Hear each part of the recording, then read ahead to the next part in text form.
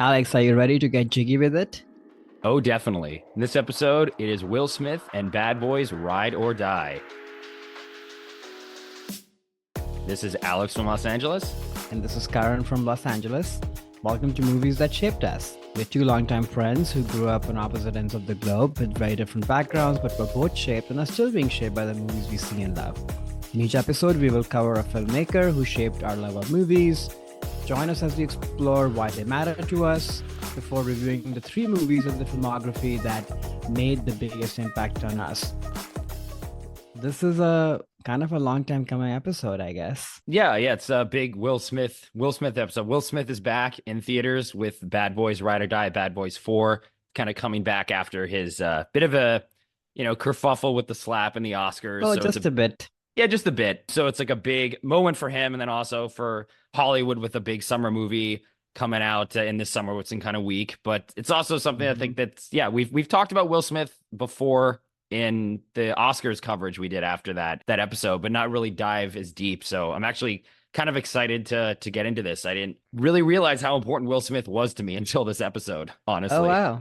I grew up in late 90s, and Will Smith definitely was a major cultural force at that time. Now, I did not watch his TV show Fresh Prince, but I was aware of him for sure as this TV star, and then came I've onto the never seen it scene. either, actually. Yeah. I was rare though. Most of my friends and both my Hmm. sisters had seen it. Like it's definitely a cultural thing. So I was super aware of who Will Smith was, of this sitcom kids sort of comedy star. But when he burst onto the scene, not only in the movies, Independence Day, Men in Black in the late 90s, but also with his music, he had, you reference Big Willie style and getting jiggy with it. I mean, those songs at that time, like in high school for me, were sort of inescapable. He sort of really took over all parts of culture. He was on TV, he was in movies, he was on music, especially at that time. I think he was really leaning into his younger audience.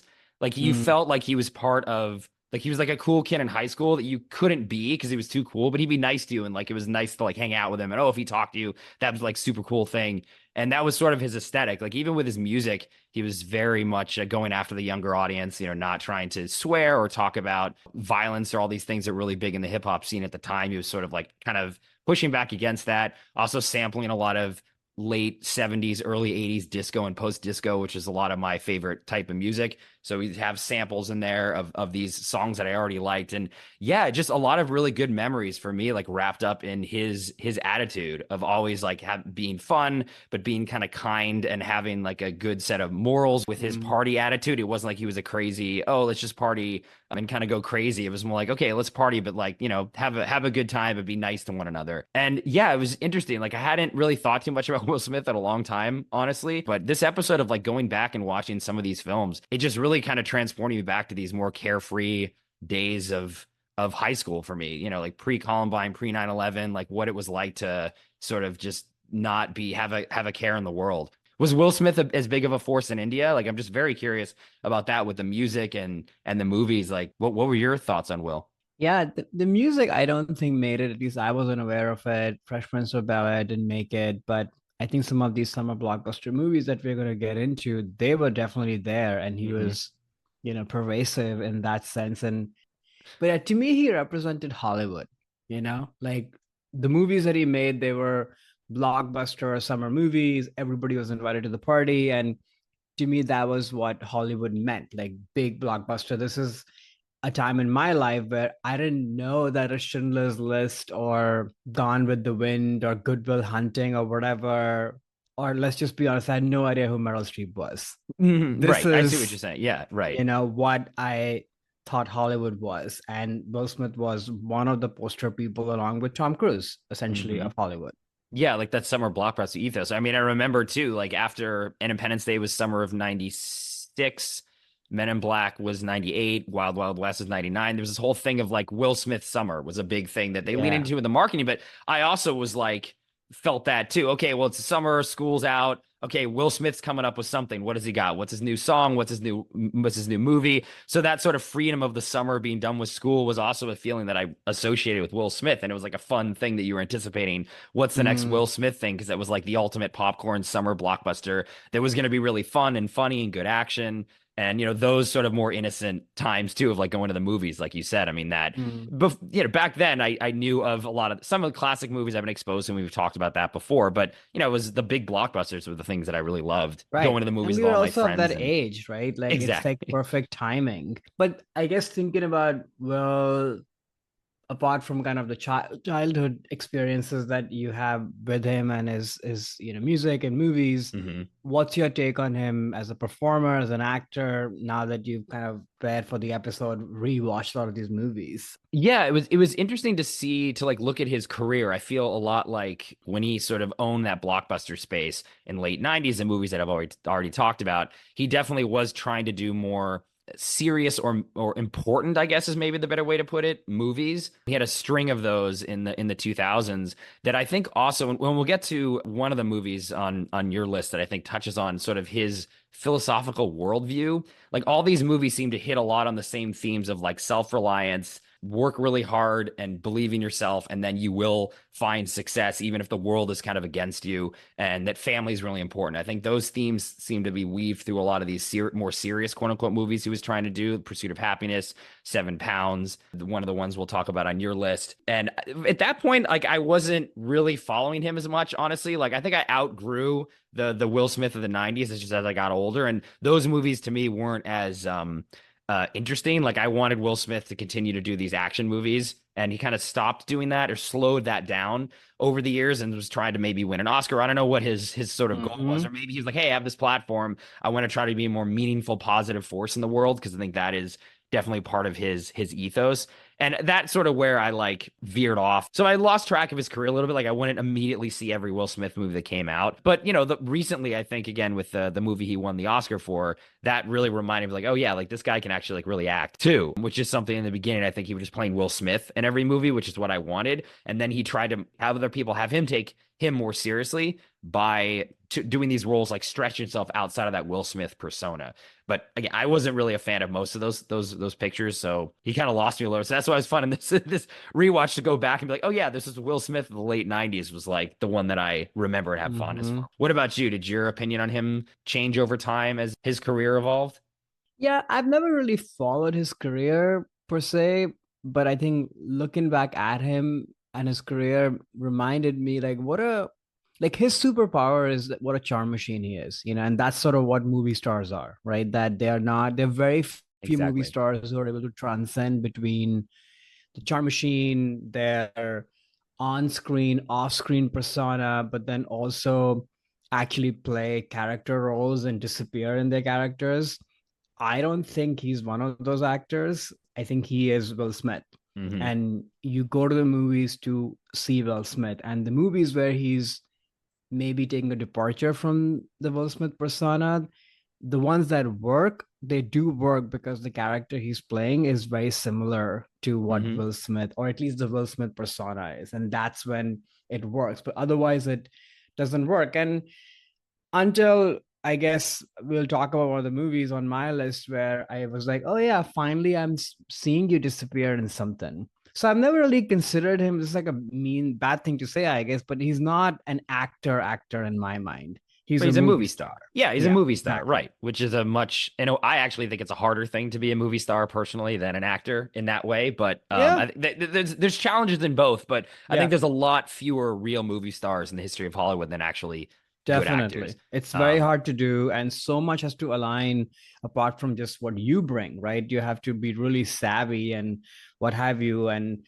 so it's interesting that he was able to pull it off for however long he was. I will say though, I don't know if this is a post slap kind of coloring of what I think of him, but even watching these Charm Machine movies from the early 90s and such, yes, he's funny and fun and the cool guy that you want to hang out with, but there is a bubbling anger. He's always very loud. He's yeah, always yeah. very energetic, which is the fun of it. But in a lot of these movies, he's also very physical, which is hmm often used for physical comedy, but it can also be used for rage and anger. So I don't know. I was thinking a lot about that. Like all of these movies, I kept wanting to find a movie where he's quiet and it's a I mean, hard thing to yeah, do. that's not He, him. he just doesn't do that. Yeah. And so I don't know. The anger rage part is something that I never thought of him outside of the slap. But then watching these movies again, it's like, oh, it's always been there. Yeah, I mean, I would categorize it more as like a very intense positivity that can you could a lot of people have this, and I'm comparing him a little bit to Tom here too. Like Tom has a little bit of that sense too. Like he's always like almost like too positive and too energetic about everything, and then you wonder like what is that holding back? Like there's something that is holding back in Yeah. you, and you're trying to channel that energy into everything only positive because you know if it went in this other direction and you became intensely like negative or something, it would then get taken in a direction that might be a little weird, like maybe jumping on a couch at Oprah Winfrey or, slapping Chris Rock at the Oscars. So like I Mm-hmm. could, I think Will definitely has that bottled up energy that he's trying to direct in a positive direction. And when it goes positive, that's when he's, Big Willie style, getting jiggy with it, like going to Miami, like all that stuff. But it can be unleashed in a way that isn't a positive thing. And Yeah. that's what we saw at the Oscars. But speaking of violence, we can go talk about his new movie, Bad Boys Ride or Die. So this is the fourth movie in the Bad Boys franchise. The IMDb plot summary: this summer, the world's favorite bad boys are back with their iconic mix of edge of your seat action and outrageous comedy, but this time with a twist. Miami's finest are now on the run. Sounds like it's written by their marketing team. This is directed by Adil El Arbi and Bilal Fallah, starring Will Smith, Martin Lawrence, Vanessa Hudgens, and some cameos from Joe Pantoliano. Yeah, this is the fourth movie in the Bad Boys franchise. We covered the first Bad Boys on our travel episode. I'll just kind of briefly say I'm a huge fan of the first Bad Boys, a very important movie to me, formative in my love of movies. Bad Boys 2, I also think is great, though very, very different, a lot more action than comedy. The first one I think had a good mix of the two. Second one was a lot more action and very interesting. Just if you look back in a time capsule of sort of like the attitudes of post 9/11 America, I think that movie is the evil demonic id that was unleashed by 9/11 and the Bush administration. It sort of encapsulates all the evilness that came out of America at that time. Just a fascinating film. And then the third movie came out about 3 years ago, right before the pandemic, that I thought was enjoyable, good, like nice to see Will and Martin back. But this movie I thought was, I'll just quickly say I loved it. I thought it was a Oh, great return to form for both. I mean, Martin Lawrence is just fantastic, and this kind of steals the movie from Will in a way. And I liked high level how this brought back more of the comedic elements of the Bad Boys franchise. Like I said, the second one I think was a lot more action than comedy. The third one was good, but just some of the comedy wasn't really landing. And this movie I just found like incredibly entertaining, exactly what I want out of a summer blockbuster. My feelings on Will Smith, I mean, maybe it was because I was preparing for this episode and all of a sudden got Will pilled again and was like listening to Big Willie style for 2 weeks straight. But I thought I had no issues with him in this whatsoever in terms of the post slap stuff. And yeah, I thought it was really, really entertaining. But I'll get in more of my thoughts in a bit. I'm curious on what you thought of the film and maybe what had you seen the other? I know you saw Bad Boys 1 because yeah. we covered it. Had you seen any of the other Bad Boys films? That's the only one I've seen. Maybe I should see some of the other ones, although after watching this movie, maybe not. Oh no, you didn't Uh, you didn't like Bad Boys 4, huh? I was not a fan of this movie. It's hard to say because I get it. Like if you're a fan of the franchise, you've been following it, you have a relationship with these guys, you have a relationship with the style and the tone of this movie, of course it's gonna work. I don't have any of those, so I'm Mm-hmm. kind of walking in almost like a fresh, from the road person watching this movie. And it's hard to have that sense of humor land where, you know, guns are being fired and all you care about is Skittles and what have you. I mean, it's very goofy and Yeah. silly. So there's that, which I guess is too broad for me. Mm.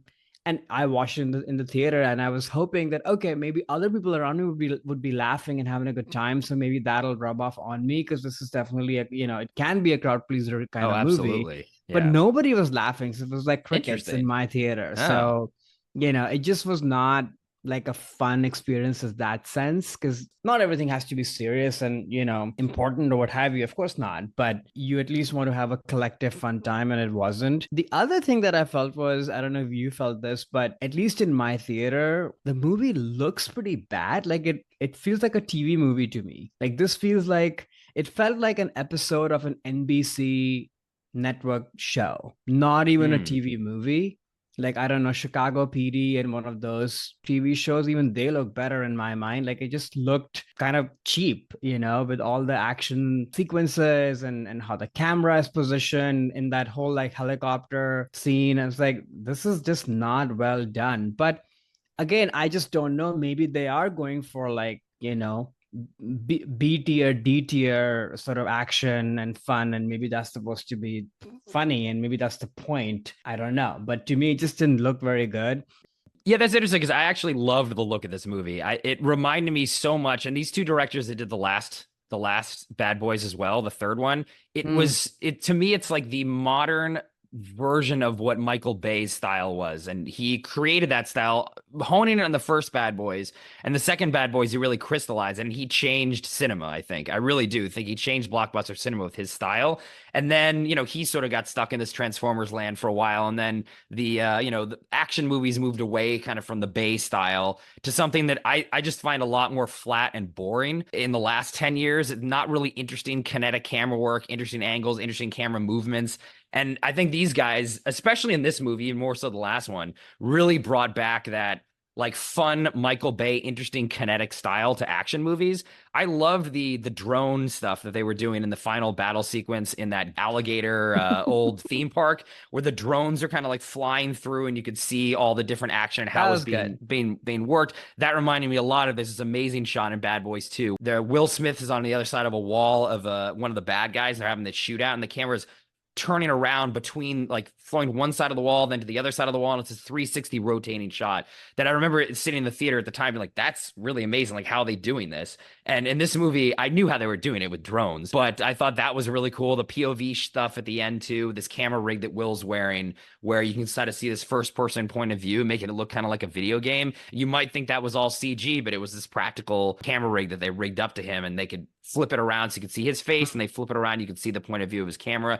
I was like really impressed with actually how these two directors are like kind of picking up on this Michael Bay style that I kind of want to come back a little bit. I do feel like action movies nowadays aren't as interesting looking, and there isn't like Mhm. this new fresh voice in action cinema in the last like 10 years. So I'm hoping maybe these guys can do that with this film. But yeah, I don't know, the humor for me, the Martin Lawrence stuff, each of these movies, like his character has some new obsession. The second one, he's getting into like therapy and things. And the third movie is a lot about growing older and aging. And I love this one where he's have this revelation of his past lives. And that whole scene with we're talking about Will Smith was like his donkey in the past life. I mean, that stuff was just, I thought, incredibly funny. I loved all those bits with trying to get the Skittles. Crickets.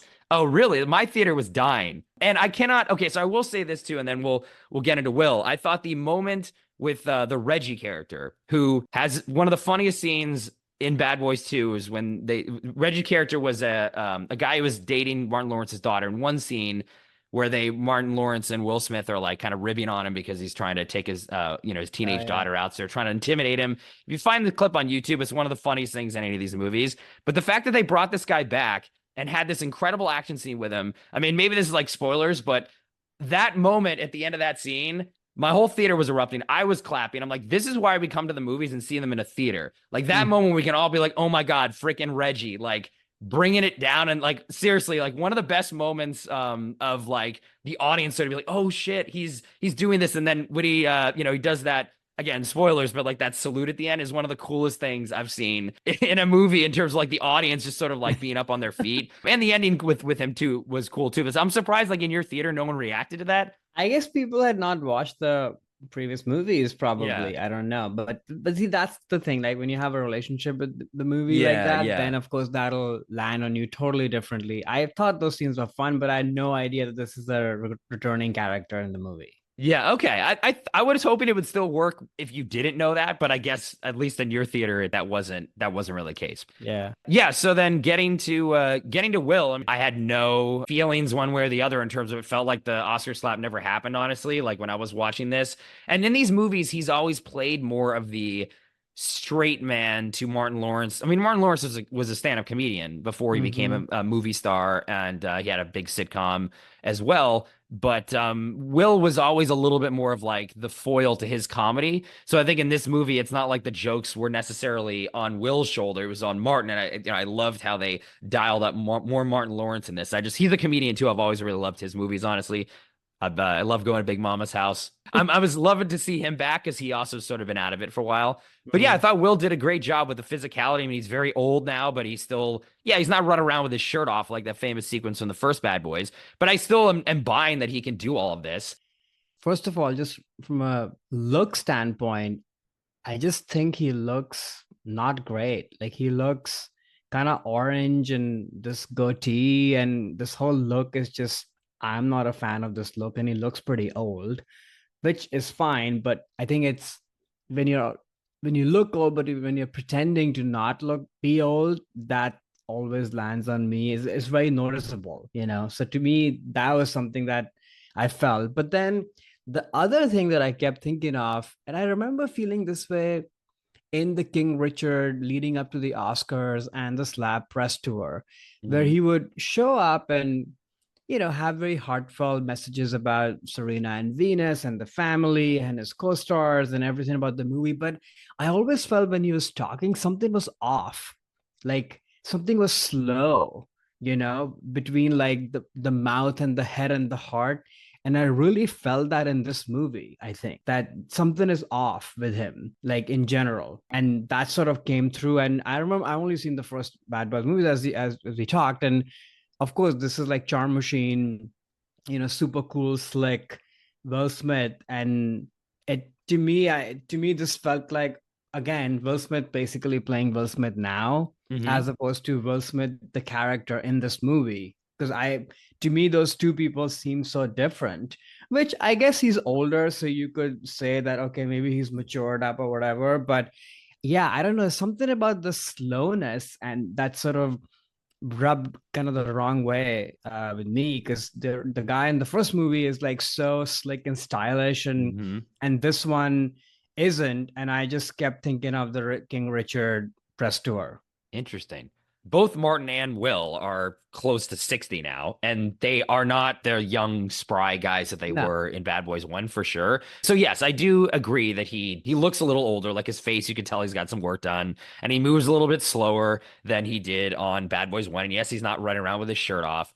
But I actually think that over the course of these films, and I rewatched all three or two, Bad Boys 2 and 3 before seeing this one, just to kind of put myself back in the mood in it.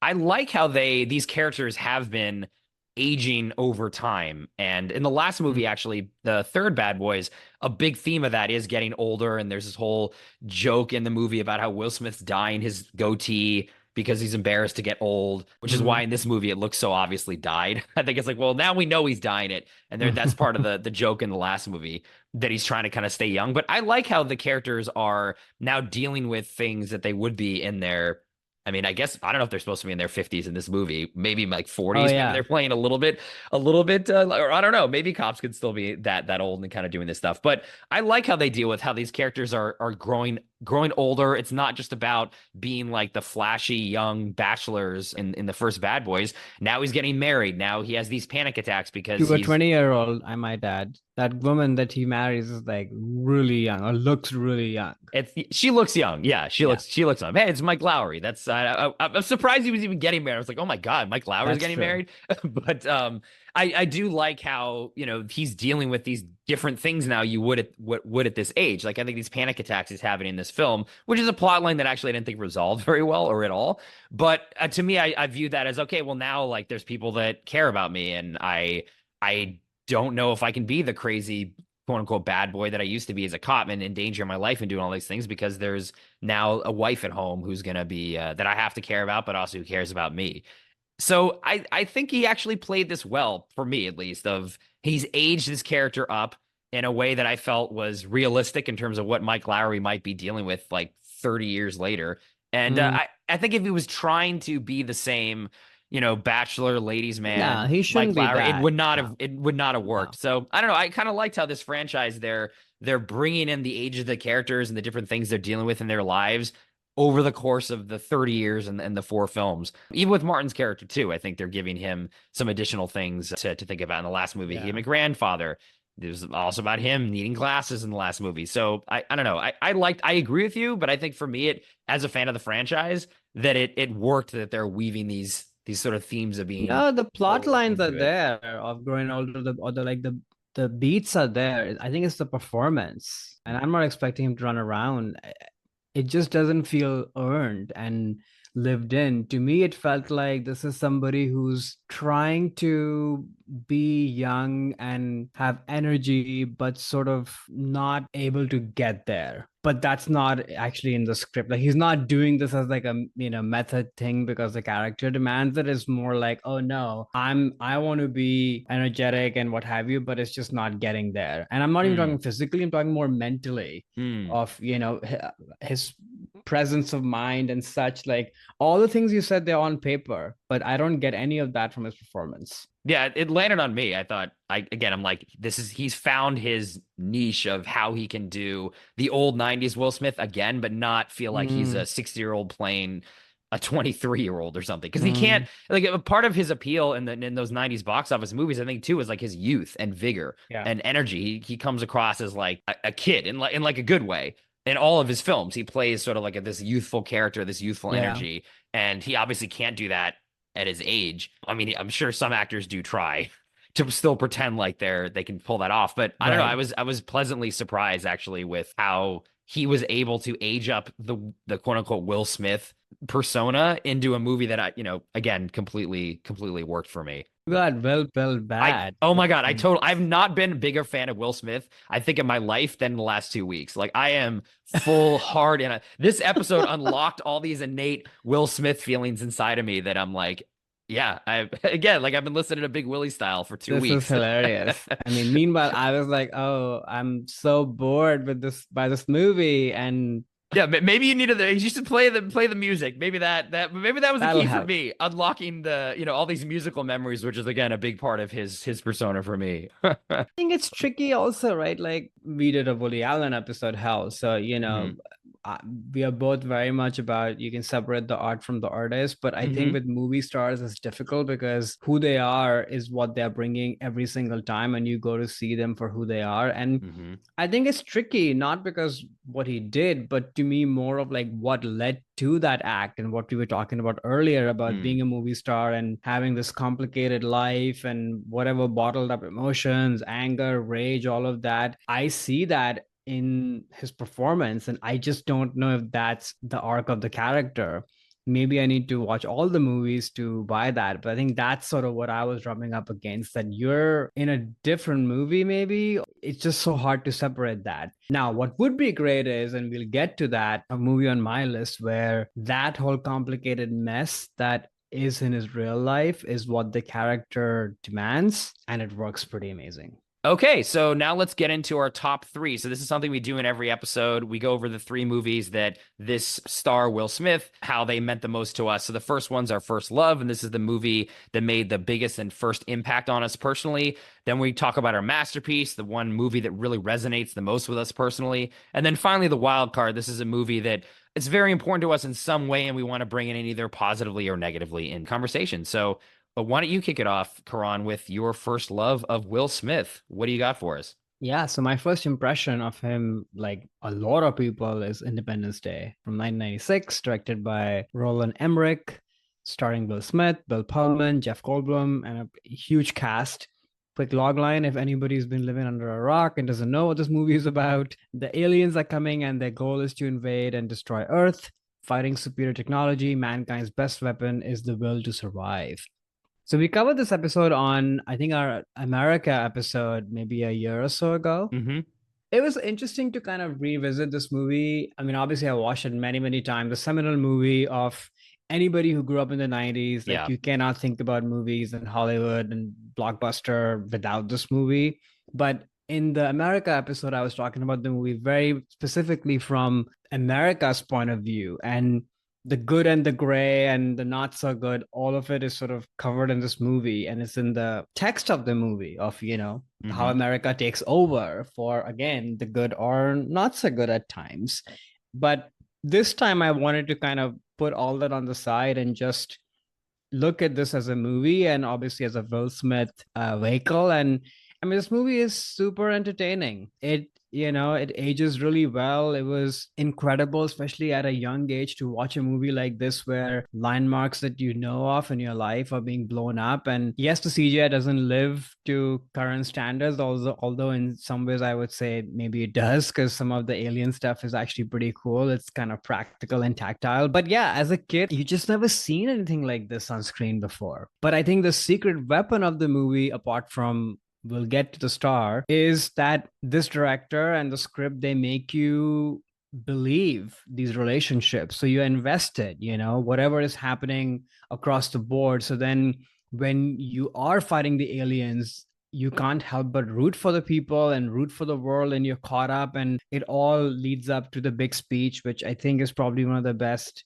speeches. It's corny, but it works, and this movie is a good old time. It delivers, and those are my thoughts on the movie. Yeah, interesting note on that speech. They put that in to the movie just so they could make Fox call it Independence Day, because originally they didn't want to call it that. They had to pay I money heard to about get that. that. Yeah. Yeah, it's kind of interesting. Yeah, so I actually, yes, the movie was inescapable for sure in that time period. As a kid, this movie just didn't work for me. I didn't get what it was doing.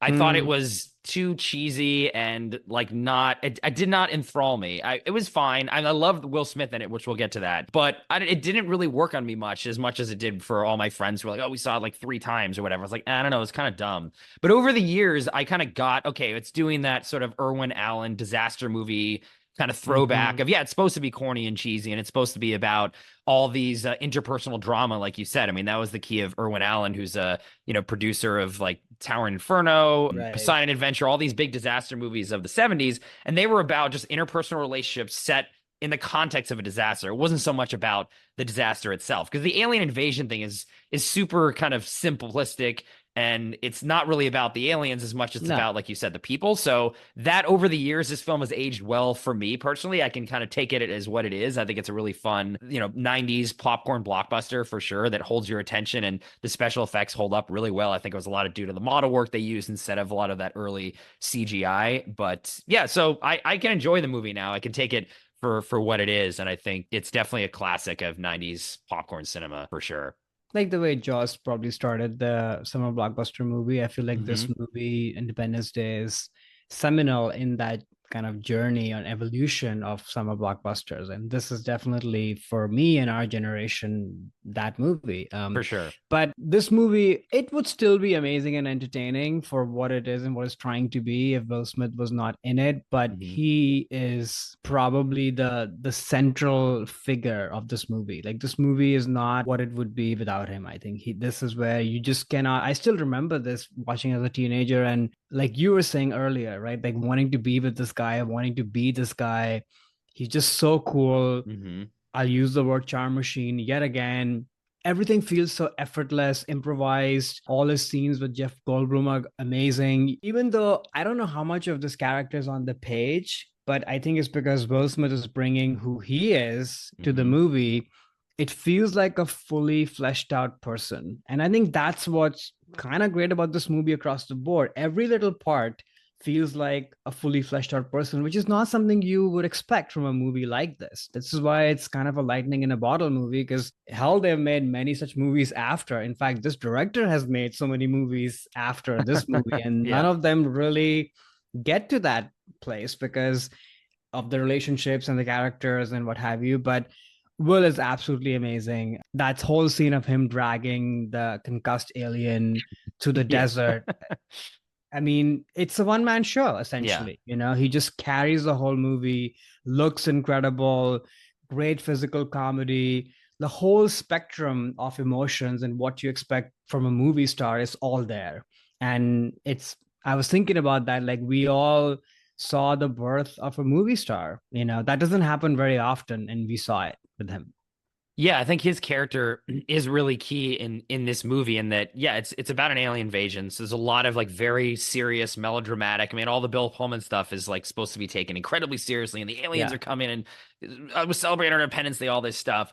And you need this element of I don't want to say like mocking the movie because it's definitely not that, but like sort of commenting on, yeah, like, oh, welcome to Earth, like punch the alien in the face. Like this stuff that's Mhm. sort of like a little bit fun and gimmicky. I kind of liken it to, like Han Solo in the original Star Wars was that character that Mhm. sort of like popped the balloon of self-seriousness that movie. Oh, That's a the good Force, all this comparison. stuff. It's like, okay, in this movie, Will Smith is that character. And I think in these, especially these big sci-fi action movies, they can sometimes get a little too overly self-serious. And I think that's a criticism I can land on a lot of these other Roland Emmerich movies, Day After Tomorrow, 2012 that you were mentioning. There isn't that Will Mhm. Smith character who's there that is just sort of like, oh yeah, like Welcome to Earth, drag the alien, making all these jokes, but not at like the movie's expense, sort of at his own expense, and the banter that he has with Jeff Goldblum and the spaceship at the end, and all Mhm. this kind of stuff is sort of that energy that a movie like this needs to have that extra layer just to make it boom. Now, like it's a cultural phenomenon. I think Will is that crucial ingredient. Yes, it's an Mhm. ensemble cast, and he's not the star of the movie. I think this is, He's actually on a on lot the of movie people's a shoulders. lot, but you think he's in the entire movie I because he's know. just so impactful. Yeah, yeah. I think then the reason why, I mean, a lot of reasons why the sequel to this movie that came out like, 12 years later or whatever Yeah, was just a bad terrible. idea to begin But with. the missing element of that, there wasn't a Will Smith character in Yeah. it. They didn't even try to replace him. They killed him off screen. It was really dumb. But without that energy, I'm like, oh, actually, like Independence Day, it wasn't really about the alien invasion plot line or the cool effects. Yeah, that stuff was great, but what made it really push it over the edge was Will, honestly. And not having that in the sequel made it more evident how important he is as an ingredient in this movie. He really, I mean, yeah, like after this, it was. I mean, again, I knew him, like I said, but here I was like, okay, but this guy's like a movie star because I hadn't seen Bad Boys, which came out before this, that kind of Hmm. cemented him as someone who could carry movies. I hadn't seen it when I saw Independence Day because I was too young. But yeah, this is definitely his star making turn for sure. I think the world, was like, who's this guy? Yeah. He's so cool. Yeah, the fun is there, like you said, and in that sense, he kind of becomes the audience surrogate in a way because he's the one who's kind of real with it. Hmm. Because if you put yourself in this situation, it would be scary, but it would also be kind of laughable in a weird way. I Right. mean, you're laughing out of being shit scared, you know? Right. Right. Hmm. And that's what he's doing. So you're doing that with him. So he becomes the audience surrogate. Hmm. And then that's why later when he's, getting in the plane and going, you actually want him to be okay. Right. That's the thing. Like, yes, the earth is falling apart and the stakes are super high, but what ultimately connects you to believing that the stakes are super high is the people. And Hmm. you want him to be safe. And so, but it's not just him. I mean, he's obviously a crucial ingredient. I do think Bill Pullman is amazing. Like, Yeah, he he did is. a Yeah. great job Yeah. of, him. He's kind of wormy and doesn't really know what he's doing up front. And then he has a great arc of kind of figuring it out and takes matters in his own hands and wants to fly the plane. And Mae Whitman, the daughter, is great. So it's like a great ensemble piece. But yeah, Will by far outshines. Yeah, I think the movie would have been a hit without Yeah, Will and that character, but it made it into a phenomenon and a yeah, classic because of that Will Smith ingredient for sure. totally. All right. What is your first love? So my first love was the film that Will did after this, the big summer blockbuster, which is Men in Black from 1997. The IMDb plot summary: James, an NYC cop, is hired by Agent K of a secret government agency that monitors extraterrestrial life on Earth. Together, they must recover an item that has been stolen by an intergalactic villain. This movie is directed by Barry Sonnenfeld, starring Will Smith, Tommy Lee Jones, and Linda Fiorentino, and a lot of great supporting characters. I think the supporting cast in this movie is phenomenal. So for me, the reason why this is really like my first love of Will, even beyond Independence Day, where it was sort of like the introduction that I had to him on screen, was because of all those multiple elements that I was mentioning earlier. There was a song in this for this movie that was amazing, the Men in Black theme song, and then it really cemented to me this feeling of like, okay, Will Smith summer. That we get a Will Smith movie that comes along with a song that is about the movie that he's singing, that is going to play over the closing credits. He's going to have a big soundtrack.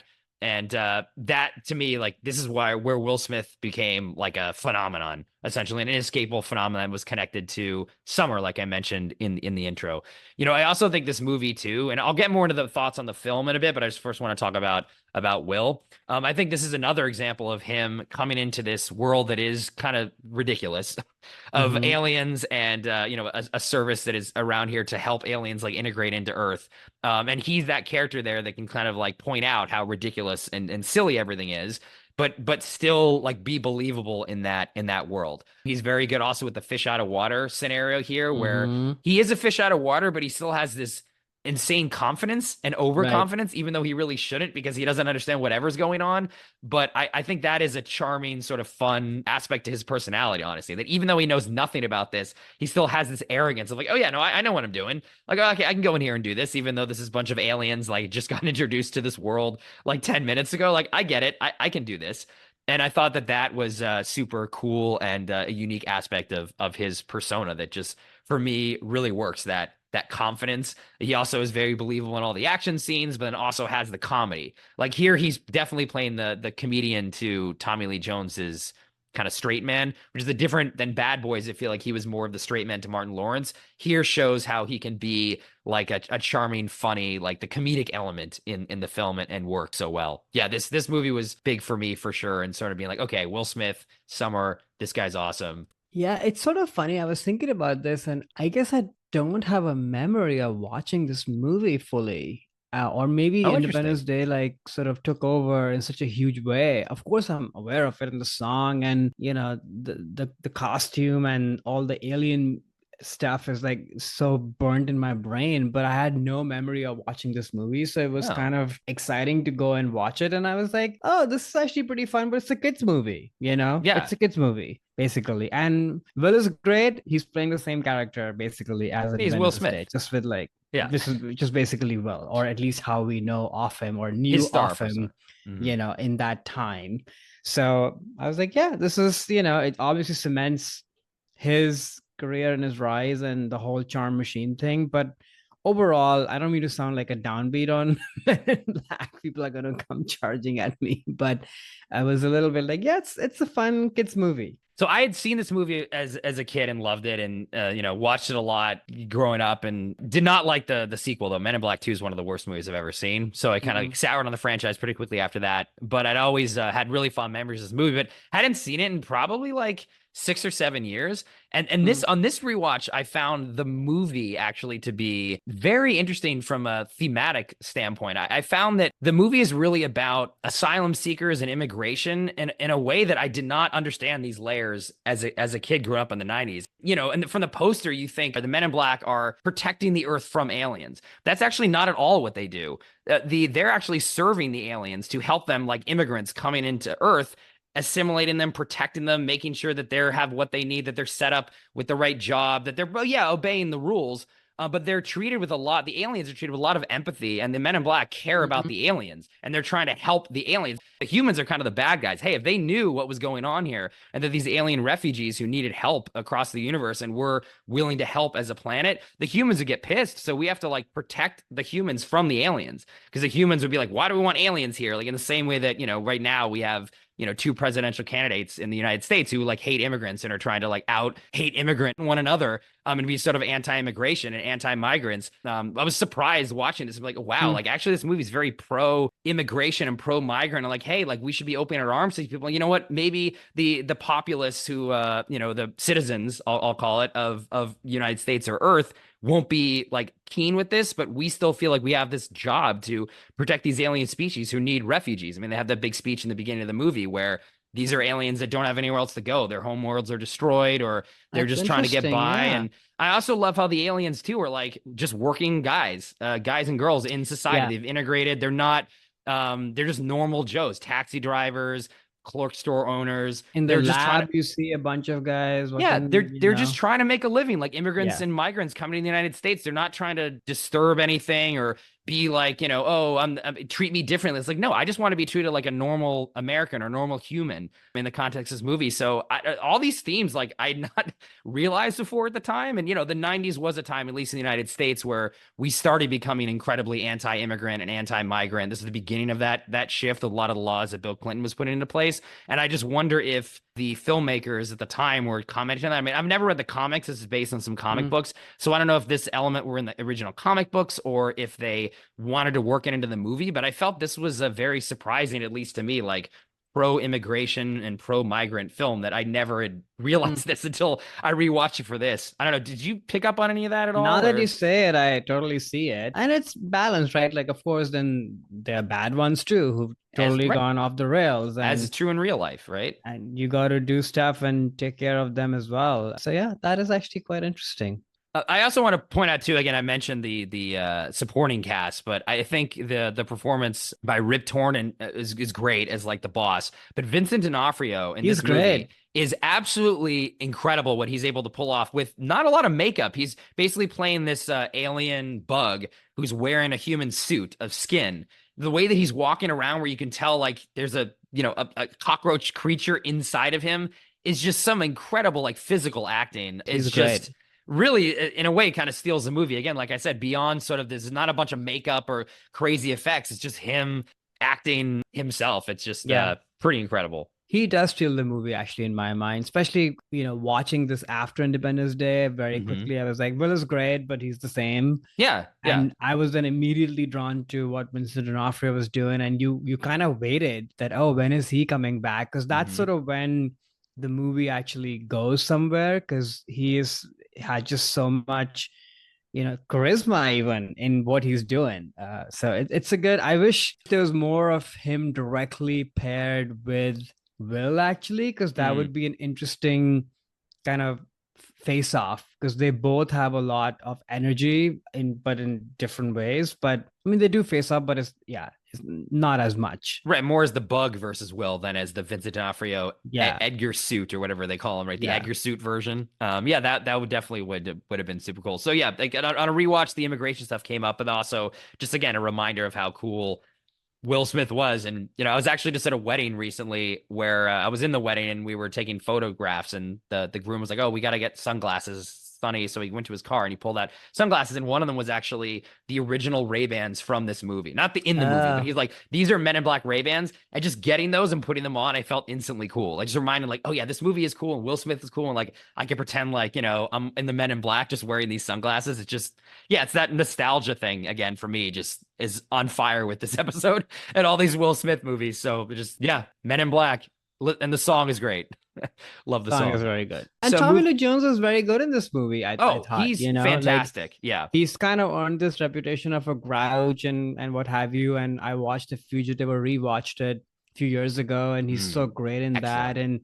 And and he's actually a very handsome, charismatic actor who can dial it up, dial it down, and can transcend all kinds of movies. Like, this is a goofy kids movie. Mm-hmm. It has something on his mind, like you pointed out, but it is still a goofy kids movie with Yeah. special effects, and he's in it, Yeah. and he's taking it seriously and doing his thing. So yeah, hats off to Tommy Lee Jones is what I want to say. Totally. And the pairing between his sort of very deadpan, sardonic humor and then Will Yeah, Smith's more like energetic, bold, sort of like snarky humor, they pair very well together. It's a great buddy cop movie, essentially. There's definitely a buddy cop element of yeah, this in here too, which, I think Will Smith does a really good job in too. But yeah, Tommy Lee yeah. Jones, great. I think this movie just again is a special, fun film.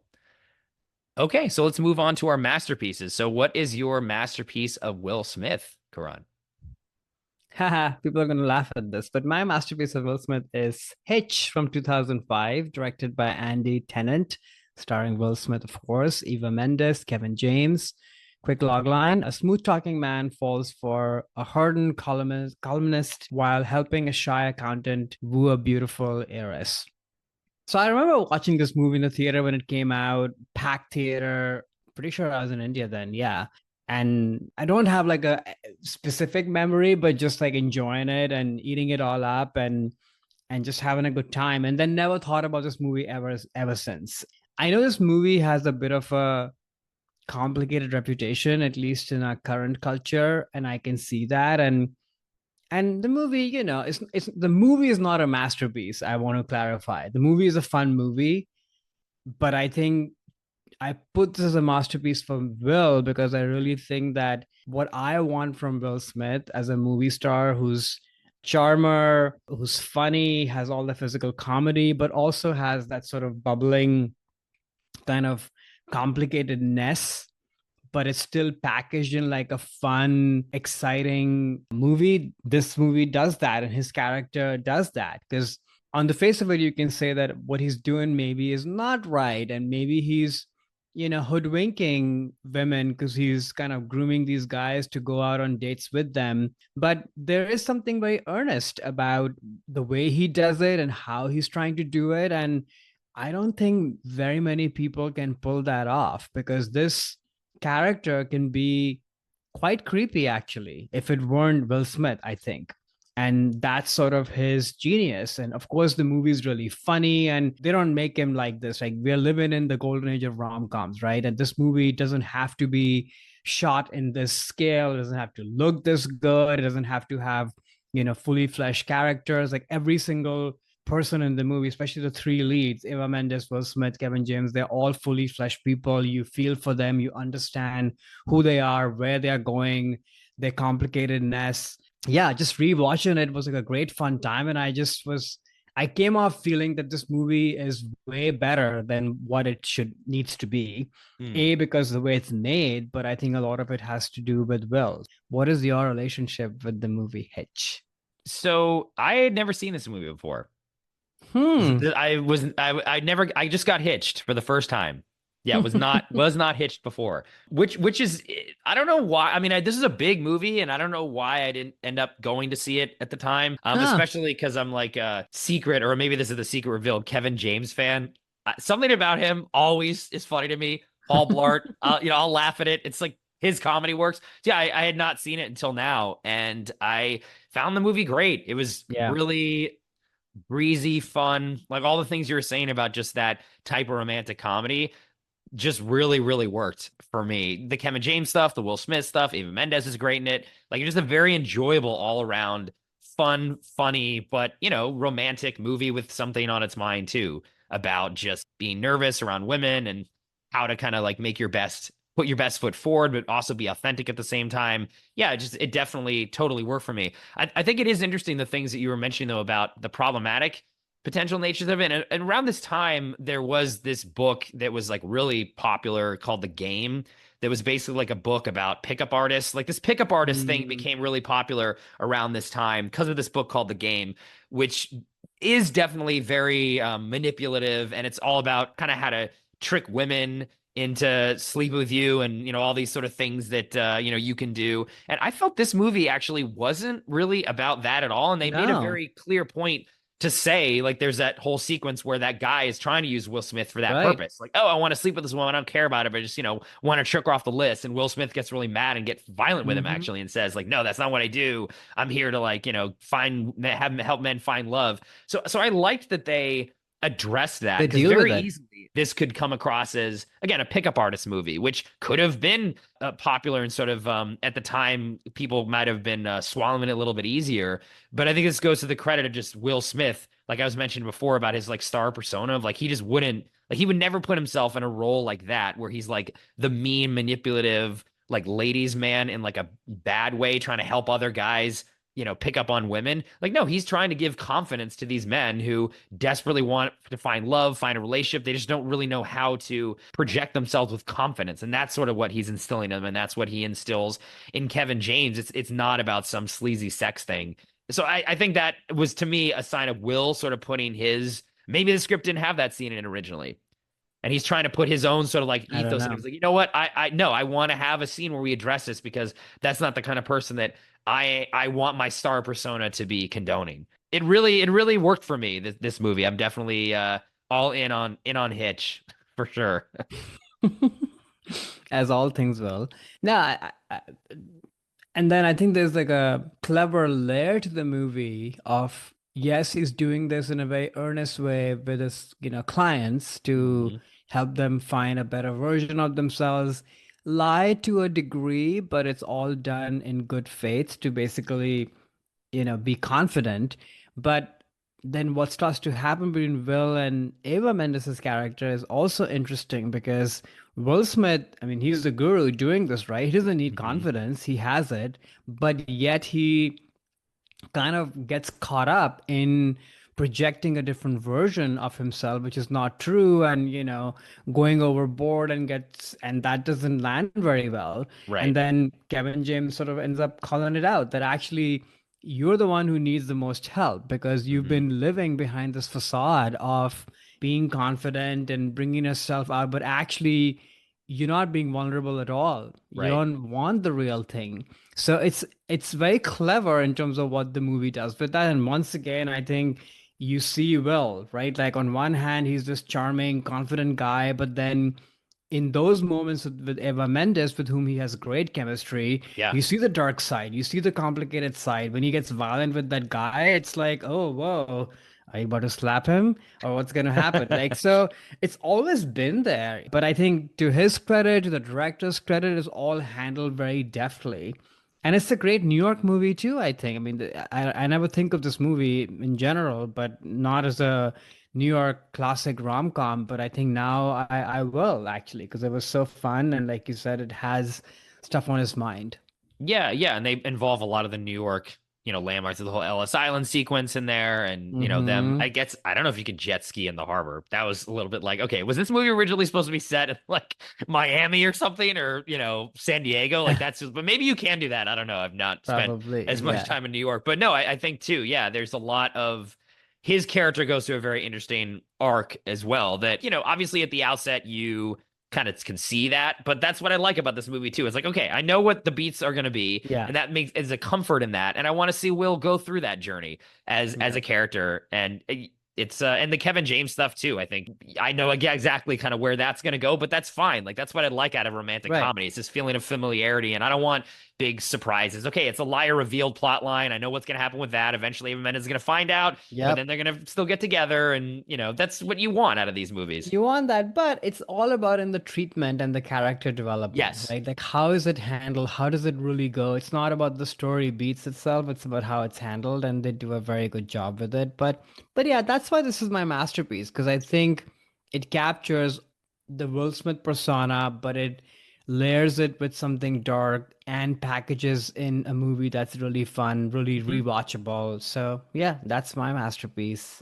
I'm definitely glad you put it on the list because I don't know why I just never had seen this, and Yeah, I'm I'm surprised. I know, me too, actually. And I mentioned this on previous podcasts where any movie that ends with a curtain call, a dance sequence, or a blooper reel gets bonus Oh points. yeah. There's a dance sequence in this movie. I'm like, okay, now I like Hitch. If they can end with a big dance number at a wedding, like I'm done. So I have to give it bonus points for that on my own personal scale of how every movie should end with one of those three things. That's pretty fun. Yeah.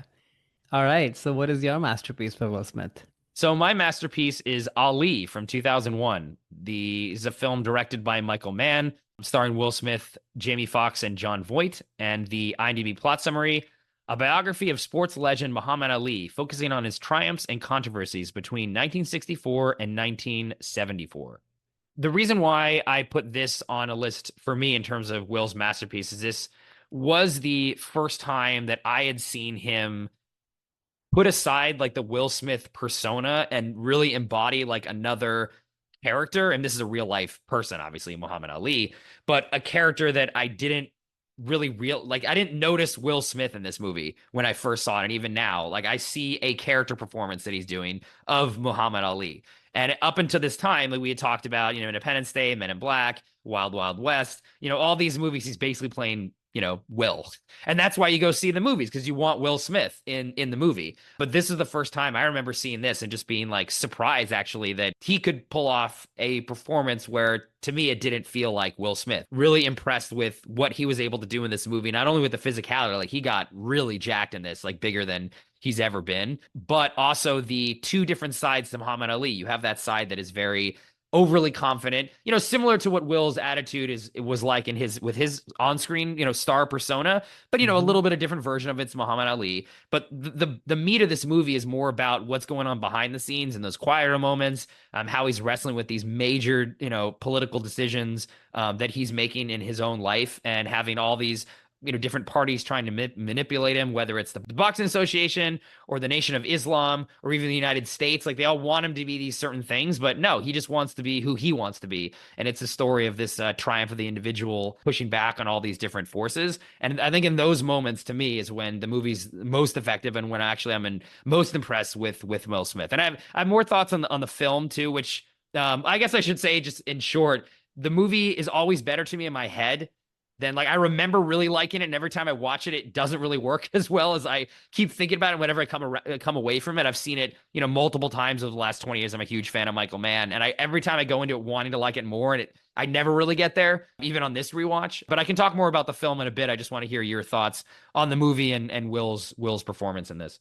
And had Mhm. you seen this before? I had not seen this movie before. Maybe scenes of it, but not the full movie end to end. It's a Hmm. long movie for sure. It's interesting what you were saying about Will in this movie. To me, it is a physical transformation, but what I was saying up front in the intro, this character, at least the way it's captured in the movie, is actually very similar to Will in my mind. Like you said, the charisma, confidence, and the wisecracks and all that is there, but then the complicatedness is there as well. Maybe what's not there so much is sort of the fun jocular side Hmm. of him. Because even when he's confident as Ali, he's attacking people and has all these wisecracks and all, but he's not funny. I mean, I guess he's clever and charming, but I wouldn't call him funny. Right. Yeah, Um, I know what you mean. Yeah, right, right, yeah, right. but the rest of it, like all the complicatedness of him and Ali, is all there, and that's why it's a great match, I think, for him to be playing this role. And ultimately, what he does, and I think what Man is after as well, is that Ali is a very mysterious character, actually. It's Hmm. hard to pin down what are his motivations, really, why is he in it, and what drives him. And the movie slowly reveals that. I think it's about his own identity and his struggles with that. And I think that's also very similar to Will Smith. He's a Hmm. mysterious, complicated being in the exterior of this really charismatic person. So I thought the parallels were pretty spot on, actually. It didn't feel like a transformation, which is weirdly not a knock on the movie in my mind. Normally, I come to a movie like this expecting and wanting a full transformation, but it's kind of genius that they found somebody who is sort of in lockstep with the character they're playing. So that is the transformation. That's a really interesting point. Now that you bring this up, Will Smith, the movie star, this was a transformation. Will Smith, the man, I think this is one of the first movies where it's getting at who he is as a person Mhm. and bringing in these things that he had not brought into Independence Day or Men in And his Black or movie Wild star Wild too, West or right? her When or he's Bad Boys. Yeah, but when he's wisecracking and giving you all the stuff and his opponent and is not held back, but Hmm. also wants you to do the right thing Hmm. and push back against going to Vietnam or what have you, and have some sort of a moral code, whether he fully buys in it or no, but at least it's on display. That's the Will Smith persona. It's Right. there too. Right, right. And I think in this was the first time he was bringing in those things from his own life into a performance like this. You're really nailing it. I actually hadn't thought about this as Will Smith as the person. I was approaching it as Will Smith the movie star because that's all that I knew at this time in 2001. I was, like, okay, I've never seen him do this, even though it was, I think, there the entire time. And even like the sort of rebellious nature of Ali, even in those other performances we mentioned, like Independence Day and Men in Black, like he doesn't like authority in any of these movies, and he's sort of pushing back against that and doesn't want to be used by any authority figure or authority organizations. He wants to be his own guy, which I think is definitely a lot part of who Will Smith is. Like he's very individual and like I own my own career, I'm doing my own thing, you can't tell me what to do. And that's a lot of what Ali, or at least with how this movie, that slice of Ali's life, that this movie deals with, is like he doesn't want to be told by anyone No. what to do. He finds himself, but there is this, moral code that he has. Like he's very much like, why would I go to Vietnam? Like I have no quarrel with the Vietnamese. They never did anything to me. I'm not going over there. Like I don't care that I'm this symbol in the United States, this big sports hero who then should be patriotic and supporting whatever the US does, whether it's good or evil. He's like, no, I'm not going to do that. And the same thing they deal with all the stuff in Nation of Islam in this movie too, where he's also manipulated by them. Like they're using Yep. him as a pawn, and like his wife says at one point, her girlfriend, like they're using you when you're famous, and when you're not, they're throwing you to the curb, and now you're famous again, they're coming right back. And that's exactly what was going on there too. And because he's being manipulated, or people are trying to manipulate him. But, because he is this very strong force, Muhammad Ali, he's able to prevent that. I think that also is a lot with Will too. I think that's a really good point that you bring out. I never thought about that before, actually, of this being Will Smith the man revealed a little bit. But And the movie star too. It's all of it, mhm, so yeah. it's kind of fitting that you chose this as your masterpiece. Yeah, again, I wish I liked the movie a little bit more. I will say though, so the film, there's multiple different cuts of it too, and I've come back to it several different times. There's the director's cut, there's a new commemorative cut, which is my favorite because it like really dials out the politics. Like, Mm. man approached this wanting to make a political movie and not so much of just a normal biopic or a normal just boxing film. Like, the boxing is really what the movie's about. It's not about him as a sports star. It's about him as a man and as his political identity and what that meant to him, but then also what that meant to the rest of the world. And to me, the sequences in the movie that hold up the most are the most political ones. I think honestly, the opening like 10 minutes of this movie is some of the best filmmaking I've It's seen amazing. in any movie. When you're dealing with this montage of warming up in the boxing studio, and then cutting back to him as a kid, seeing his dad painting like a white Jesus on the wall, hearing the Sam story Cooke. about Sam Cooke, right? Intercutting with the Sam Cooke song, which is Sam Cooke's one of my favorites, and that song is amazing.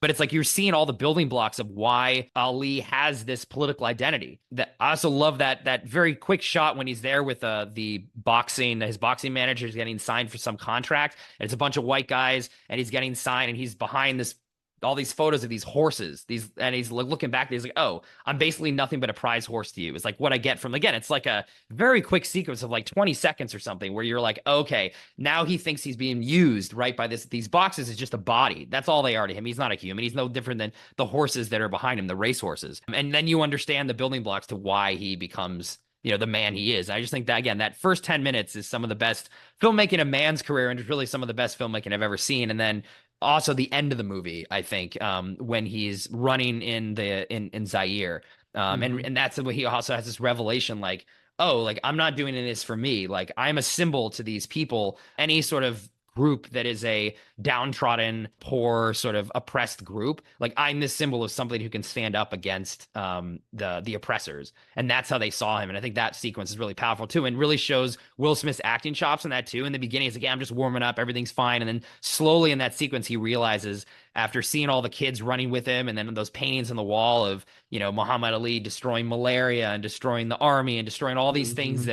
that are hurtful to this community, you just really see the revelation in Will, but then also in Ali, of like, wow, like, I'm not doing this for me. This is a fight that's bigger than just me, coming back and reclaiming my throne of champion of the world. This really does mean something. I think those two sequences are super powerful in the film, that, again, doesn't fully work as a film for me, and I keep trying to love it more, but those two things and Will Smith's performance, I think, still make it something you should see. I think I recommend this movie, even though it's not perfect. Did you like the movie overall? Like, what were your thoughts as a film, or Yeah. which cut did you see, theatrical, director, or commemorative? And then what were your kind of thoughts on the film overall?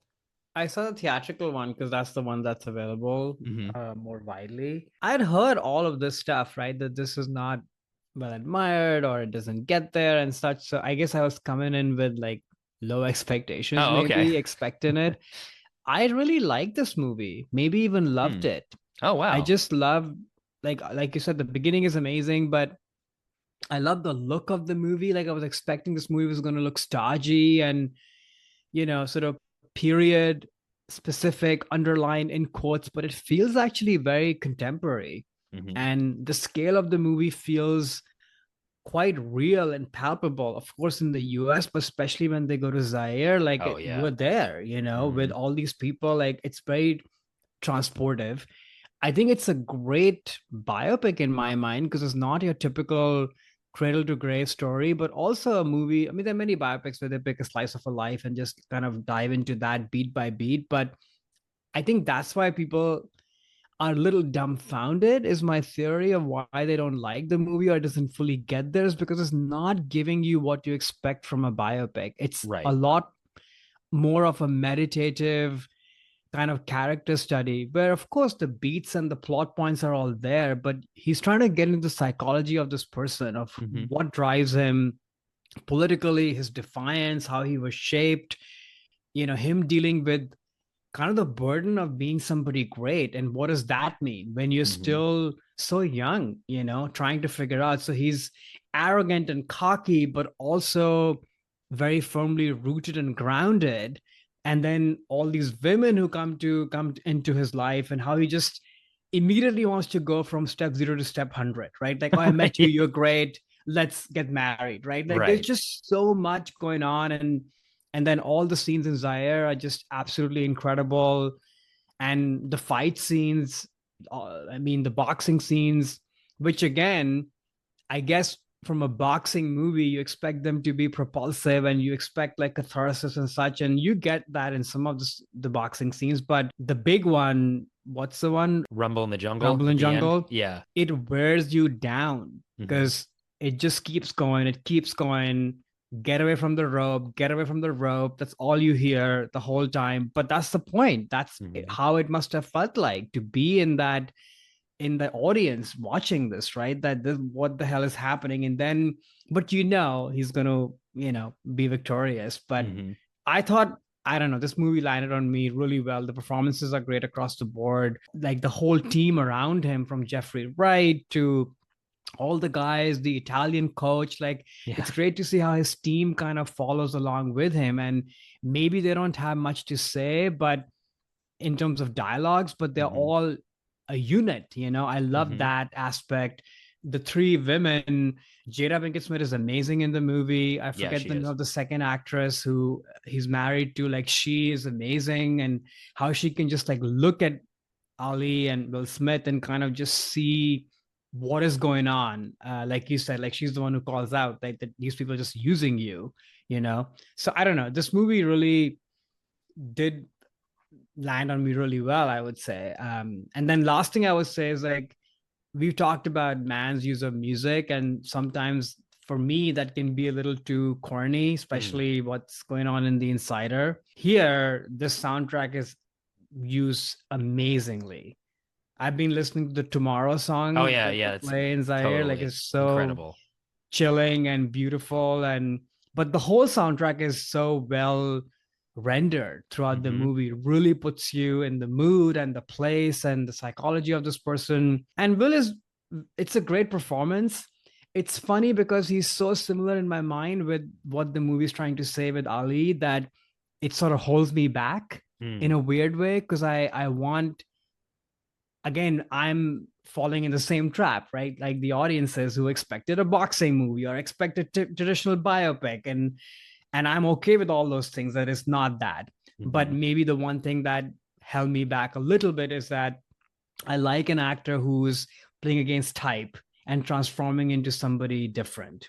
And that feels like a knock on Will. And I don't mean to. He's great in the movie, but it's just too similar to him. And I just kept thinking that, oh, what if it were somebody else, who was doing Interesting. this? Hmm. And what would that feel like? But as far as man goes, he gets all the points from me. Yeah, it sounds like you like this movie better than I do. Yeah, like Maybe I most should go people, it back to the seems. theatrical cut. Because I'm following him. Okay, well, maybe the director's cut I like better. And then it's like, okay, I still, and now the What commemorative cut. I'm holds like, you okay, back? as my man's films, and we talked about this recently with Black Hat too, they're a lot about the internal, like what's going on, not in dialogue, not in even action. It's like, what are the characters thinking? And he's trying to evoke that with you through the Yeah. cinematography and the music and things. And maybe I just can't get into Ali's head enough as much as I can in like Heat or The Insider or Miami Vice or something. I don't know. Yeah, I'll keep Mhm. coming back to it. Like I keep butting up against it, but every so often I have to keep coming back because it's Michael Mann. So I Yeah. gotta wear myself down into where I can finally crack this and enjoy it as much as you have. I'm jealous that you came away Yeah, loving this no, movie more it than I worked did. on me. Yeah. It felt person's life is not neatly kind of tied into quadrants, right? Like it's sort of all is interwoven, and I think that comes through in the movie, in my mind. So moving on from Ali, now we're to our final picks, which are wild cards. This is a movie that's important to us, and another way we want to bring in some other type of film, good or bad. So what do you have for us for your wild card choice, Karan? Yeah, so my wild card is his Oscar winning performance, the slap performance, King Richard from 2021, directed by Ronaldo Marcus Green, starring Will Smith, Angelina Ellis Taylor, John Bernthal. Quick logline on the movie: a look at how tennis superstars Venus and Serena Williams become who they are after the coaching from their father, Richard. So this movie, I put this as a wild card. I even towered with the idea of putting this as a masterpiece from a pure performance standpoint. But as a movie, though, it's sort of your typical movie. Like, even though it's movie, it just happens to be a movie about some of the two greatest athletes that have ever lived. Mm-hmm. But in terms of a movie of this nature, which is sort of a sports movie, a family drama, it hits all the beats. There's nothing unexpected per se about the movie. But I think Will, like I've been saying throughout, where he's always himself, even when he's playing a famous person like Muhammad Ali, there's something about King Richard, his makeup, his walk, those tight shorts, Mm-hmm. that he does for the first time disappear for me. And that's why it's a wild card, because this is the first time I really felt that he was vulnerable enough to go there. And also, yes, this character is out there, confident. I mean, the things he's doing for his daughter is just really out there. Oh yeah. Somebody Yeah. with a lot of guts and charisma and what have you can do that. And Will has those qualities. But I think what's really explored in the movie is the complicatedness of all this and the dark side of how far will you push your kids to go to where you want to go? Right. What is being sacrificed? All his scenes with his wife, who played by Angelina Ellis Taylor, who's amazing in the movie, well-deserved Oscar nomination. Like their marriage, that relationship with his wife, like that's really suffers throughout the movie because this person is just so dogged at what he wants to get, which again, you could argue there are similarities with Will, but at the same time, there is a sweetness to this person. Despite the anger and the rage and the confidence, this is the closest I came to finding a Will Smith performance that was quiet, as quiet as Will Smith can be, I think. And that's why it's a wild card. I think this movie really works, actually. And in a weird way, given what Oscars are, they reward transformations. I think it's a deserved win for Will Smith. That he has an Oscar, of course, is totally tainted, will always be, Mm-hmm. given what happened. And it's also kind of weirdly fitting that this movie that deals with the complicated, darker side of this character ends up being the movie and the win that unleashes Will's own complicated mess in the world. Mm-hmm. So it's just a strange phenomenon that this movie is and everything around it. But yeah, had you watched this movie before when it came out? Yeah, so I had seen this movie before because of the Oscar nominations. I was like, okay, I'll take a look at this, whatever. Like, I kind of feel like I want to complete sort of look at all the best pictures. And I remember at the time being very pleasantly surprised with how good of a movie this was. And then on this rewatch, it even went up in my mind of just what a great movie this really is. And a lot of it is Will, for sure. And what I agree with everything you said in terms of like he's got this accent, he's got this walk, his a bit of a makeup on his face, and he just does not at all feel like the Will Smith movie persona. This is almost, I feel like, the stripping away of that entirely. And this really is like a lot of treatises on who he is as a person, like what his life attitude is. I think is very similar to what Richard is trying to instill in his kids and in his own life, and how he wants to live his life and what he's escaping. He keeps mentioning a lot of like, okay, yeah, like we left the ghetto. I can say that, but no one can. If you say that around my kids, like I'll get upset. And like there is sort of that bottled up, I don't want to say like violence, because Richard isn't violent, but he definitely is like short tempered. Mm-hmm.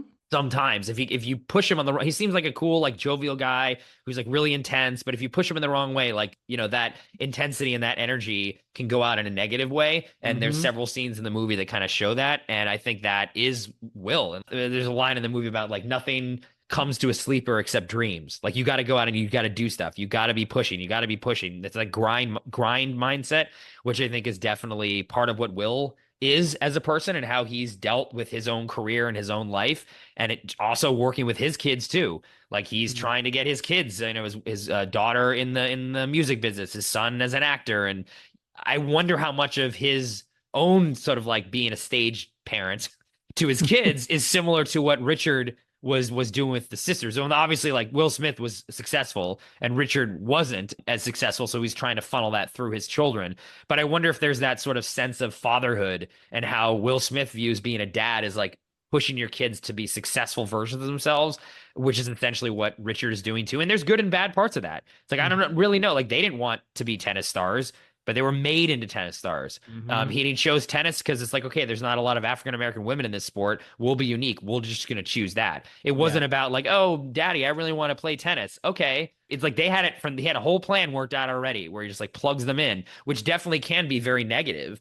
Mhm. As a stage parent has a lot of negative connotations, but I don't know. I come across in this movie being like, no, I get it. Like he's a good father, actually. He's always trying to pull them back and be like, hey, look, you're just kids. You gotta be humble. Don't brag. Don't talk about your success. You're not going to practice day. You're going to Disneyland because I want to make sure that they're still children. So there's like this double-edged sword to Richard in this movie, which I think maybe could be how Will acts with his kids too. I don't know, but I found, especially on the second rewatch, not only the movie go up in my mind and Will Smith's performance, but I think this is like the best distillation of him as a man and his work philosophy and his life philosophy that I've seen. And no wonder he was drawn to this project and trying to get the movie off the ground, because I think it's a personal statement for him. Is sort of Mhm. how I read it.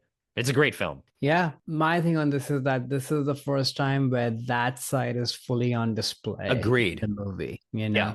which that's why it feels like a wild card. Like something must have cracked inside of him to let us go there with Hmm. him. And then outside of that, I think the cast, like I said, Taylor is amazing. The kids are great. The Yeah. tennis stuff is great. Like the whole movie hangs together really well. Like it's not just a star vehicle that, oh, one performance is great and the rest of the movie is sort of like, B at best. Like Right. the whole thing, as predictable as it is in a movie like this, is actually really well done. Agreed. Yeah, and the movie works, and he's just a Yeah. key component of it, but it's not, again, like not a star vehicle in that sense, which is Yeah. what I think makes this movie unique. Normally, when these actors, if this Yeah. was in Will Smith's head of like, okay, I want to get the Oscar. Like he seems to be of the last 20 years trying to do all these performances that he's trying to like grab the Oscar.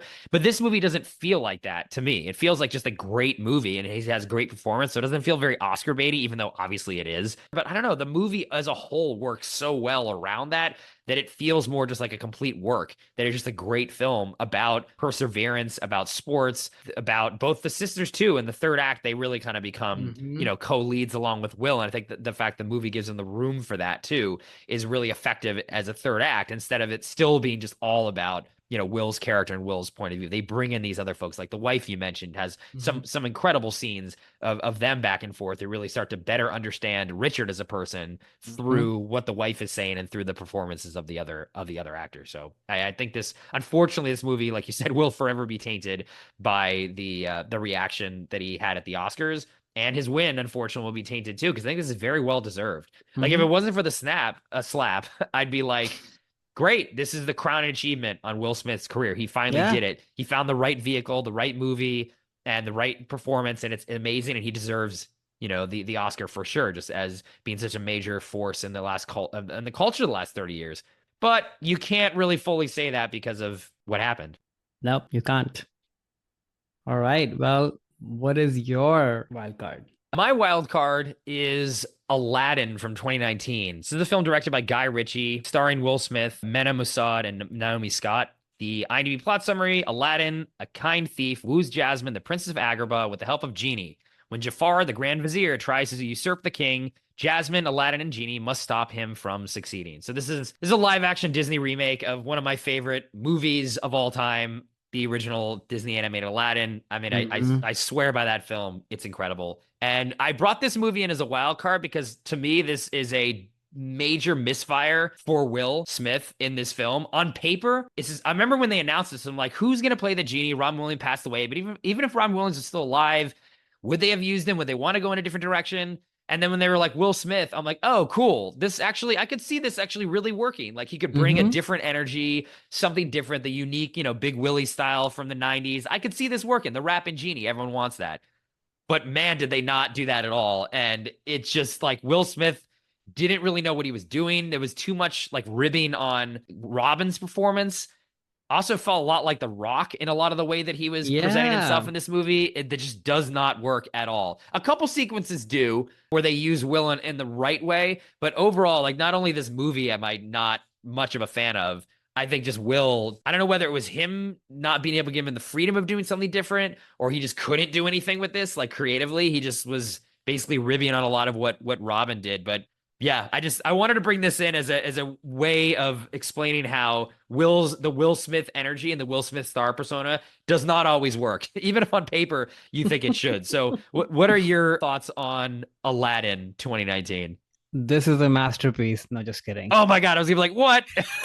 You're like Rob Williams, who? I don't know who that guy is. Will Smith just nailed the Who? genie. Yeah. Yeah, I mean, I had not watched this movie for obvious reasons, and Yeah. then watched it for this. I was like, sure, and was going and grumbling and whatever. And yeah, this movie just, I gave it a fair share, like one tries to do, Yeah. but Yeah. this movie just does not work, and we'll get into that. But yeah, you're right. Like on paper, especially after indulging ourselves in this Will Smith, Yeah. mini course that we've Yeah. done, I was like, yeah, this actually does make sense. If he were to just bring back his own charm machine, Will Smith energy, and just be a genie with that, this would work actually. And Yeah. all they had to do was that. Because the truth is, yeah, spoiler alert, like I would like to bring back the charming Will Smith energy back hmm as an older person. Bad hmm Boys 4 doesn't work for me, as we've hmm discussed, but this is a chance to do that, and they just couldn't capture it. And just the whole movie just doesn't work. The movie is just flat Yeah. and just boring. That's kind of what I felt throughout. And it's the wrong director in my mind, Guy Ritchie. Like, this is just not his sensibility. There are some action sequences and such, like when Aladdin is kind of running through and people are following him, and hmm he's like fast on his feet. I was like, oh yeah, okay, I see some of Guy Ritchie in there. But other than that, like, this is a very sweet story. It has like so much humor in it and fun in it. And I don't associate, I mean, I guess I associate Guy Ritchie with like snarky fun, but not earnest fun. This movie has Okay. to be Huh. kind of earnest for what it is. It's about wonderful world and, kind of finding yourself and diamond in the rough. Like, this is a very earnest story, like most Disney movies are. hmm And it needs like a lighter, more heartwarming, humorous touch to it. And instead it just ends up being this,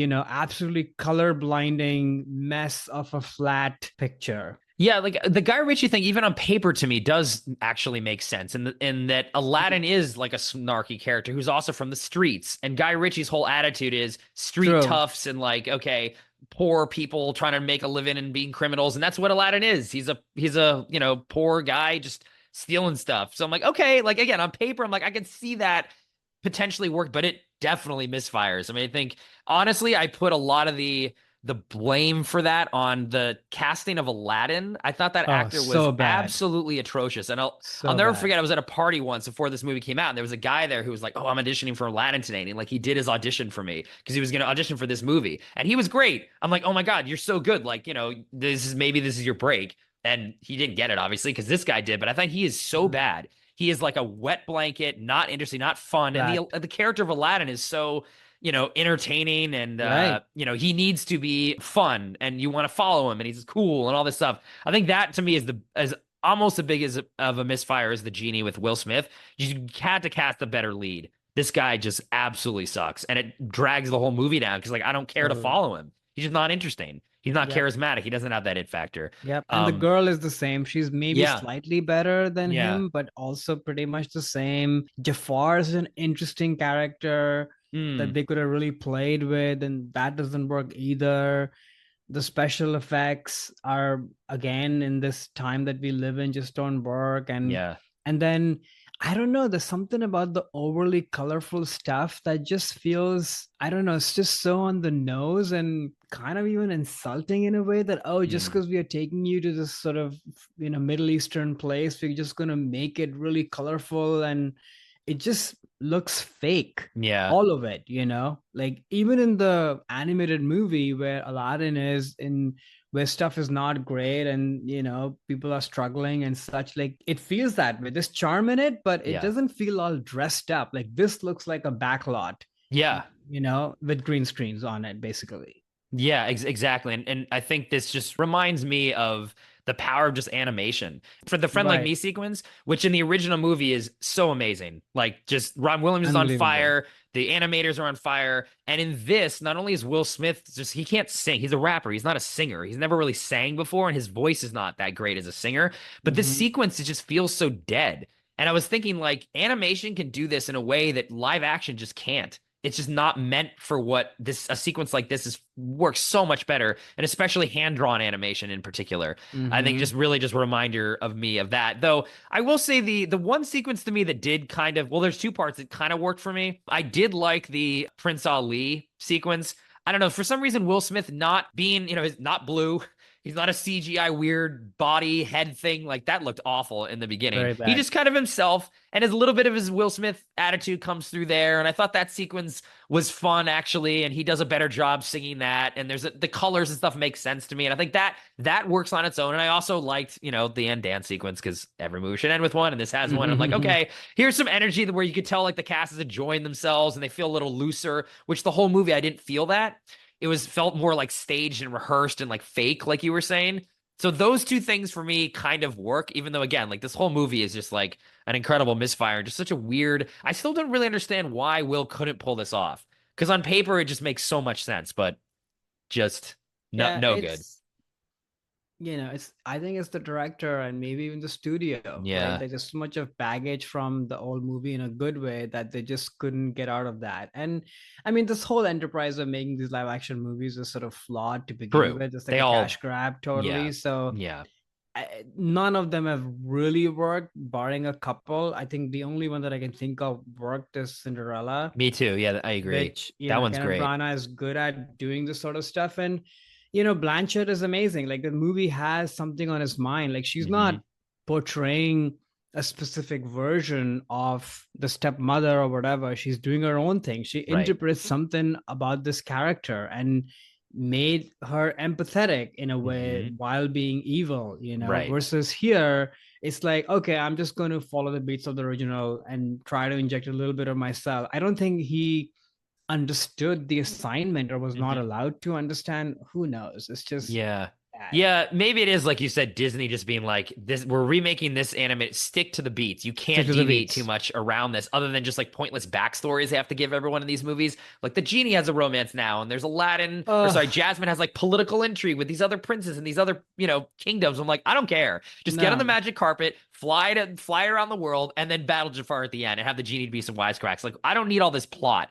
But they couldn't deviate. I think if they had Yeah. given Guy Ritchie and especially Will Smith potentially like more creative freedom, be like reinterpret the genie like they did with Kate Blanchett and Lady Tremaine from the Cinderella live action remake. Maybe it could have been better, but yeah, I had to bring this up as just like Will Smith not working, even though it should work, but it just Super. absolutely doesn't. So no recommend, but definitely see the original Aladdin if anyone hasn't seen that. The one of the best movies ever made, One of the just best. incredible.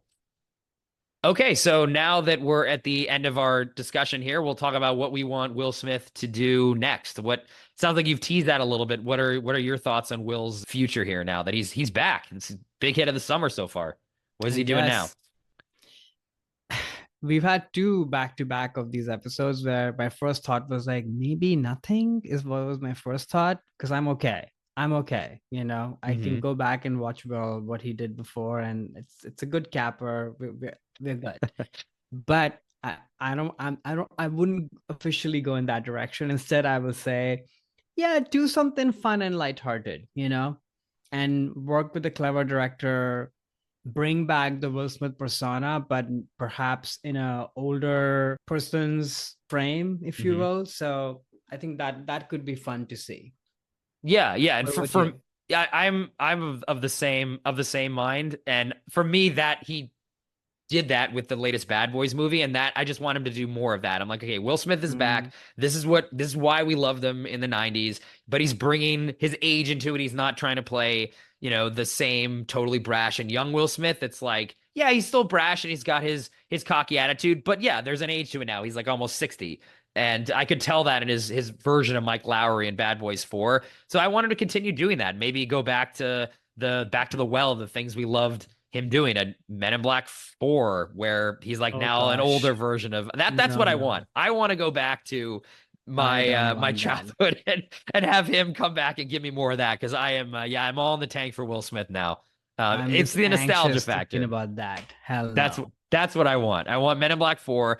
They already did Independence Day 2. Maybe they're gonna make a third one where it's like, the story of Will Smith's character. I want him doing that again, or just again coming back to any vehicle that can capture the Will Smith persona, and kind of like, you won the Oscar. You don't need to be doing those movies about your life philosophy statements anymore. No more. Don't pursue happiness anymore. Weigh more than 7 pounds. Get over your concussion. You're the king. You're Richard already. Move on. That's really more. Good. What you did there. Move on from that. I want Big Will's summer back. Get out of focus. Yeah, that's right. Get out of focus. That's it. Get hitched again. I want to see him get hitched again. I want to see him put the sunglasses back on. I want to see him celebrating his Independence Day. I want to see the bad boy. Okay, there we go. now I did the whole thing. Okay. I would like to see Hitch Part 2, actually. Oh, that would be what interesting. happens with this guy. Yeah, that would be a great, like back into like the full comedy. Now he's back with the action with Bad Boys. He should come back in with the comedy. Yeah, I like that. Hitched again or something. Hitched again. Oh my Hitched gosh, again. Yeah. Okay, speaking of what's coming up next, why don't you tell our listeners the next movie and filmmaker we're covering? Yeah, so we have a new Richard Linklater movie called Hitman, starring Glenn Powell, coming out. So we're going to talk about that movie, but also get into our Richard Linklater top threes. Yeah, that should be a lot of fun. The movie's on Netflix, actually, so listeners can very easily stream that and maybe watch it before we have our discussion. Okay, well, we hope you enjoyed our Big Willie episode today. I think it's definitely one of our longest and most in-depth episodes, but, Will deserves it, I think, now, after getting back in there. So be sure to let us know in the comments what your thoughts on Will are and what your favorite Will Smith performances are. Did we cover any of them, or you have other ones you wished we covered? We're available here on YouTube as well as all other podcast platforms, so don't forget to subscribe if you haven't already done so, and make sure to rate and review us as well, both on YouTube and podcast platforms, because that really helps new listeners find our show. So with that, we got to sign off here, Karan. All right. What is the line? Welcome to Earth? Yeah, welcome to Earth. Welcome to Earth. Or I'll throw in the neuralizer on here. Everyone can forget the episode.